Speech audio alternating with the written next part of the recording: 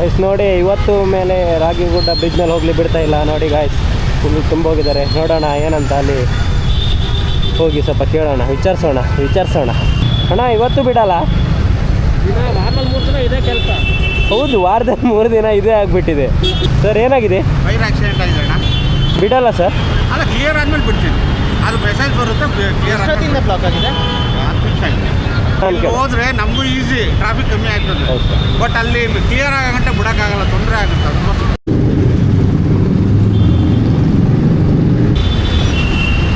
ನೋಡಿ ಗಾಯ್ಸ್, ಬಿಡ್ತಾ ಇದ್ದಾರೆ. Okay sir, thank you. Guys ಎಂತ ಗೊತ್ತಾ, ವಾರದ 3 ದಿನ ಈ ಡಬಲ್ ಡೆಕ್ಕರ್ ರೋಡ್ ಬ್ಲಾಕ್ ಇತ್ತು. ನನ್ನ ತಲೆಯಲ್ಲಿ ಓಡ್ತಿರೋ ಒಂದು ಕಟ್ಟ ಕಡೆಯ ಪ್ರಶ್ನೆ ಅಂತ ಗೊತ್ತಾ, ಈ ಡಬಲ್ ಡೆಕ್ಕರ್ ರೋಡ್ ಮಾಡೋದನ್ನ ಇವ್ರು ಕೋಳಿ ಕೊಯ್ದಿರಾ ಇಲ್ಲಿ ಅಂದೇಳಿ.